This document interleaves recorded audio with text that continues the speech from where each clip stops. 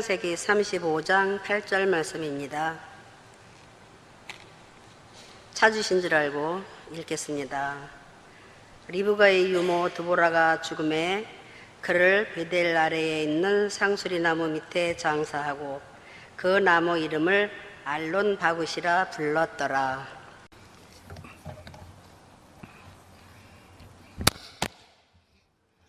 할렐루야.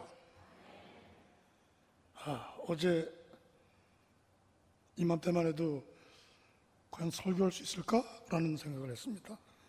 갑자기 감기 몸살이 와가지고요. 힘들었는데 하나님 힘 주시고 또 우리 두브라 선교에서 기도해 주셔서 오늘 이 자리에 섰습니다. 여름철 여러분 건강에 복 주시기를 주님의 이름으로 축원합니다. 오늘 두브라 여성교회 헌신 예배입니다. 그래서 아름다운 한복을 입고 또 정순스러운 마음으로 경건하게 하나님 앞에 예배하고 있습니다. 누가요? 두브라 여성교회 회원들입니다. 선교 이름으로 한다면 회원들 한 사람 한 사람이 사실은 이 시대의 드보라입니다. 성경에는 드보라가 두 사람입니다. 한 사람은 우리가 잘 알고 있는 너무나도 유명한 여선지자 드보라입니다. 전통적으로 여성들이 무시당하던 그런 보수적인 사회에서 이스라엘의 네 번째 사사로 한 시대를 통치했던 여장부입니다. 그 당시에는 가나안 왕 야빈과 또 군대장관 시스라가 이스라엘 백성들을 위협하고 침략하던 국가적으로 위기였던 때였는데 바락이라는 용사를 앞세워가면서 가나안의 군사들을 진멸시키는 일에 하나님께 쓰임받은 여선지자입니다. 특히 전쟁에서 승리한 후에 기록한 사사기 5장은 하나님을 찬양하는 드보라의 노래로 유명합니다. 그런데 또 한 사람의 드보라가 있습니다. 오늘 우리가 본문에서 읽은 이삭의 아내 리브가의 유모였던 드보라입니다. 유모 드보라의 이름은 오늘 본문에 기록된 것이 유일합니다. 단 한 절입니다. 이 사람에 대한 기록이 창세기 24장 59절에 한 번 더 나오는데 이름은 없이 그냥 리브가의 유모라고 기록되어 있을 뿐입니다. 그래서 오늘은 유명한 여선지자 드보라가 아니라 비록 한 번 기록된 이름이지만 유명하지 않은 유모 드보라에 대해서 우리가 좀 생각의 날개를 펴고 오늘 헌신 예배의 주인공 드보라 여성교 회원들과 그리고 이 시간 하나님 앞에 나와 예배하는 우리 모두가 헌신하는 것이 무엇이고 또 그러한 헌신은 좁게는 가정에 그리고 교회에 그리고 세상에 어떤 영향을 주고 있을까 하는 것을 잠시 살펴보면서 은혜를 나누려고 합니다. 창세기 24장 1절 이하에 보면 아브라함이 자기의 신복 엘리에셀이라는 충성스러운 종에게 이렇게 말합니다. 1절부터 4절까지 읽어드리겠습니다. 아브라함이 나이가 많아 늙었고 여호와께서 그에게 범사에 복을 주셨더라. 아브라함이 자기 집 모든 소유를 맡은 늙은 종에게 이르되 청하건대 내 허벅지 밑에 내 손을 넣어라. 내가 너에게 하늘의 하나님 땅의 하나님이신 여호와를 가리켜 맹세하게 하노니 너는 내가 거주하는 이 지방 가나안 족속의 딸 중에서 내 아들을 위하여 아내를 택하지 말고 내 고향 내 족속에게로 가서 내 아들 이삭을 위하여 아내를 택하라. 이렇게 기록되어 있습니다. 그런데 그 앞에 창세기 23장에서 아브라함의 아내 사라가 127세에 죽어서 아브라함이 가나안 해족속 사람들에게서 막벨라 굴을 구입해서 살해 장례를 치르는 내용이 나옵니다. 이때 아브라함의 나이가 137세이고 아들 이삭의 나이가 27살입니다. 이렇게 아브라함이 아내를 잃고 3년쯤 지났을 때 자기도 마지막 때가 얼마 남지 않았다고 느낀 아브라함이 자기가 정말 신임하는 충성스러운 종 엘리에셀을 불러서 자기 고향인 하란 지방으로 보내는 장면입니다. 거기서 아들 이삭의 아내를 구해오라는 것입니다. 이렇게 창세기 23장에서는 죽음에 관해서, 그리고 24장에서는 결혼에 관해서 기록되어 있습니다. 그리고 23장과 24장 사이에는 3년 정도의 간격이 있습니다. 아브라함의 나이는 140세고 이삭의 나이는 40세 정도였습니다. 그래서 지금 아브라함의 최대 관심사는 아들 이삭을 결혼시키는 일이었습니다. 오늘 여러분의 최대 관심사는 무엇입니까? 그리고 그 일을 놓고 누구와 속 깊은 대화를 나누고 있습니까? 아브라함은 자기의 신복 엘리에셀이라는 종과 속 깊은 이야기를 나누고 있습니다. 여기 아브라함이 신임하는 이 엘리에셀이라는 종은 정말 괜찮은 사람입니다. 창세기 15장에 보면 아브라함이 85세까지 자식이 없었기 때문에 엘리에셀을 자기 후계자로, 즉 상속자로 생각했습니다. 창세기 15장 2절 말씀입니다. 아브라함이 이르되 주 여호와여 무엇을 내게 주지 아나이까? 나는 자식이 없사오니 나의 상속자는 이 다메섹 사람 엘리에셀이니이다. 나의 상속자는 이 다메섹 사람 엘리에셀입니다 라는 것이죠. 아브라함이 자기의 상속자로 생각할 만큼 엘리에셀은 아브라함 가문의 모든 소유를 관리하는 정말 없어서는 안 되는 그런 청직이었습니다. 주인의 신뢰가 그 정도 되면 이 아브라함의 상속권을 넘볼 수도 있을 텐데 엘리에셀은 그런 마음이 티끌만큼도 없었습니다. 그야말로 오늘 설교 제목처럼 이름 없이 빛도 없이 헌신하고 충성하는 종입니다. 오늘날 우리들도 각자 맡겨진 자리에서 헌신하고 충성합니다. 어떤 사람은 목회자로, 또 어떤 사람은 장로로, 권사로, 또 어떤 사람은 교학교 교사로, 어떤 사람은 찬양대 대원으로, 그리고 어떤 부서나 선교의 임원으로 헌신하고 봉사합니다. 대부분은 순수한 봉사고 헌신인데 간혹 겉으로는 헌신이라는 이름으로 포장을 하지만 속으로는 내 이름을 드러내고 내세우고 싶어하는 욕심도 있습니다.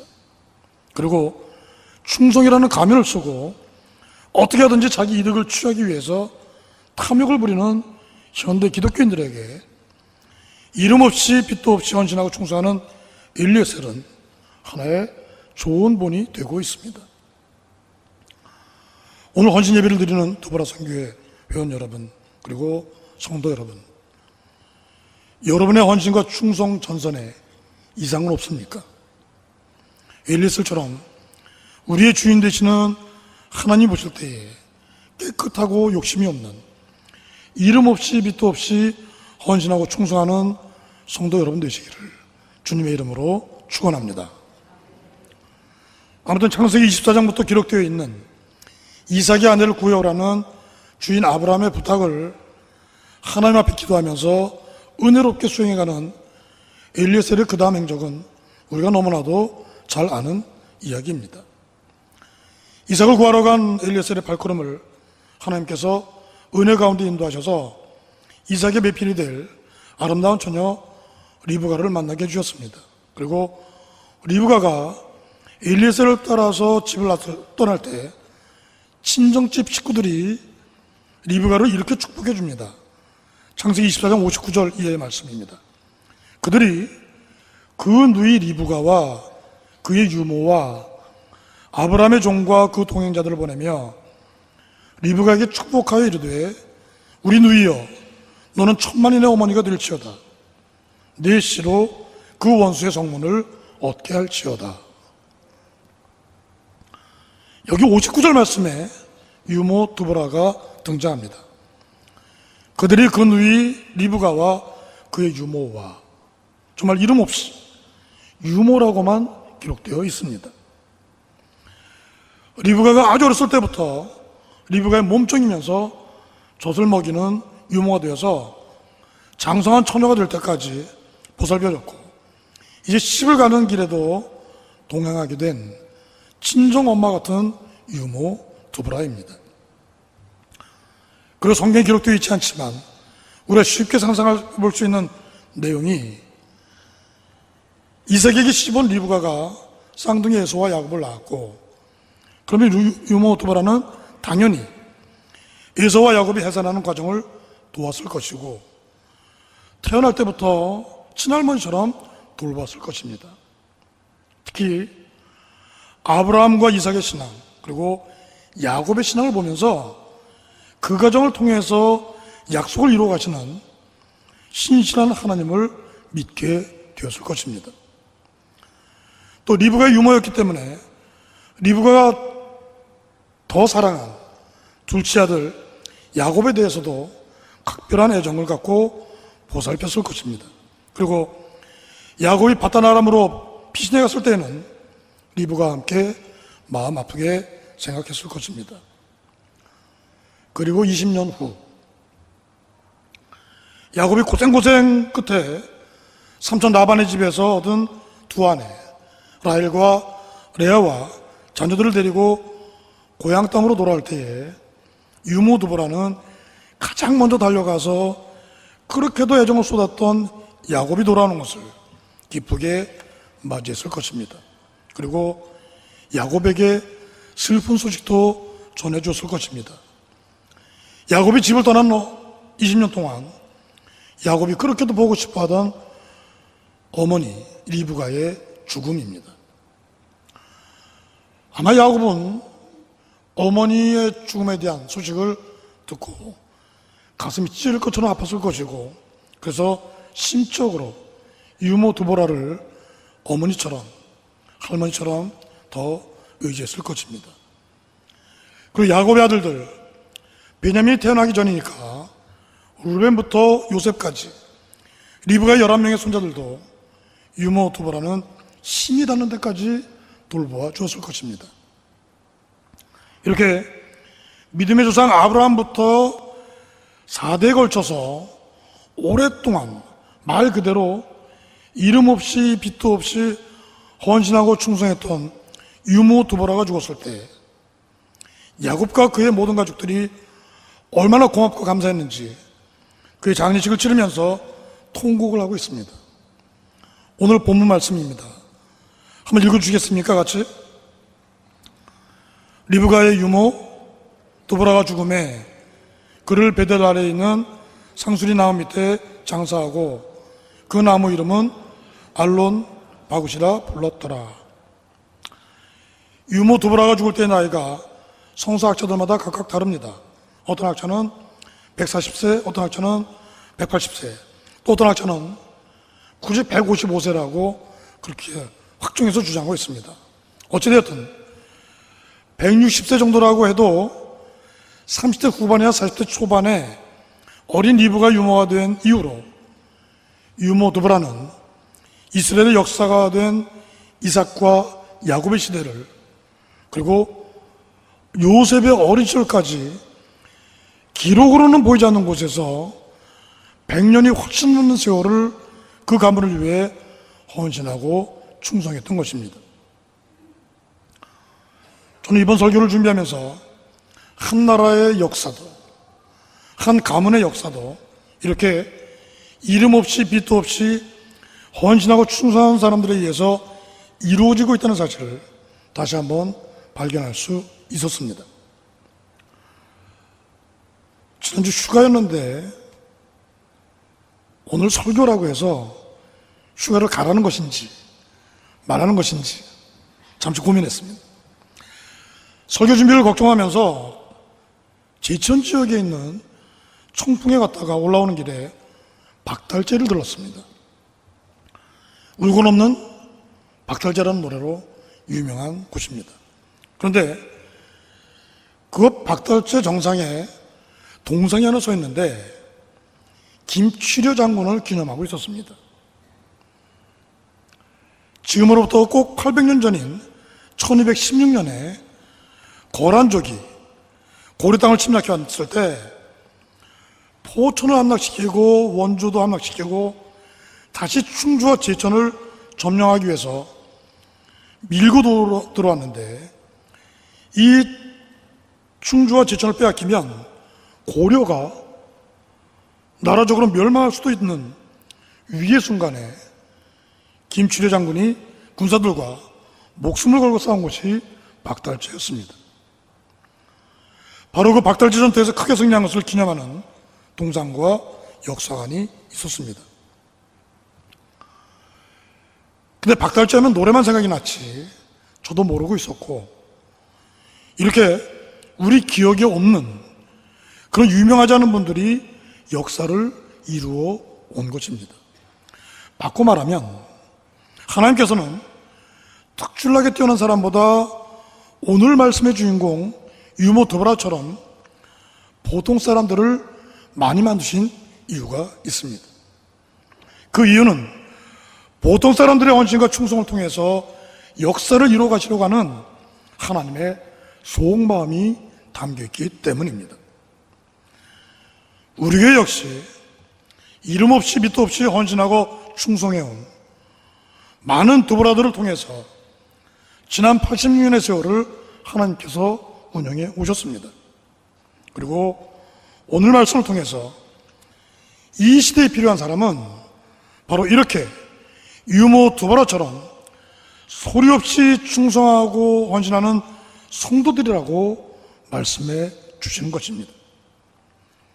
그러므로 여러분과 제가 특출난 사람이 아니라 보통 사람이라는 것을 감사하시기 바랍니다. 역사의 주인공들이시기 때문입니다. 우리가 이름 없이 빛도 없이 헌신하고 충성할 때에 하나님께서 이 시대의 역사를 이루어가시는 일에 우리를 가정에서, 교회에서, 사회에서 유모 드보라처럼 사용해 주실 줄 믿고 감사하는 성도 여러분 되시기를 주님의 이름으로 축원합니다. 리브가의 유모 드보라가 죽음에 그를 배달 아래 있는 상수리 나무 밑에 장사하고 그 나무 이름을 알론 바굿이라 불렀더라. 그 나무 이름을 알론 바굿이라 불렀더라. 유모 드보라를 상수리 나무 아래에 심었는데 그 나무 이름을 알론 바굿이라고 불렀다는 말씀입니다. 알론은 상수리 나무입니다. 그리고 바굿은 그 바굿의 원어 바카는 통곡이라는 뜻입니다. 따라서 알론 바굿은 통곡의 상수리 나무를 의미합니다. 왜 그런 이름을 붙였을까요? 야곱의 입장에서 보면 내가 태어날 때부터 나를 보살펴주고 내가 집을 떠나 있을 때는 내 어머니 리브가를 자기 몸처럼 살펴주었고 다시 만나서는 나와 내 아이들을 친어머니처럼 친할머니처럼 각별하게 애정을 쏟아주고 영적으로 많은 영향을 주었던 유모 드보라, 그런 그의 죽음 앞에 통곡하지 않을 수 없었던 것입니다. 그리고 그의 헌신과 사랑을 오래도록 기억하기 위해서 알론 바굿, 통곡의 나무라고 지정한 것입니다. 이렇게 유모 드보라의 영향은 눈에 보이지도 않고 성경에 기록된 것은 없지만 그의 영향력이 얼마나 컸었는지를 야곱이 알론 바굿, 통곡의 상수리 나무를 특별하게 지정했다는 것에서 우리는 쉽게 알 수 있습니다. 야곱이 그곳에 비석을 세우는지는 알 수 없습니다. 하지만 야곱과 그의 가족들 가슴에는 죽을 때까지 유모 드보라의 헌신과 충성스러운 모습이 새겨져 있었을 것입니다. 어떤 면에서 비록 천한 신분의 몸종이면서 유모이지만 유모 드보라가 부럽기도 합니다.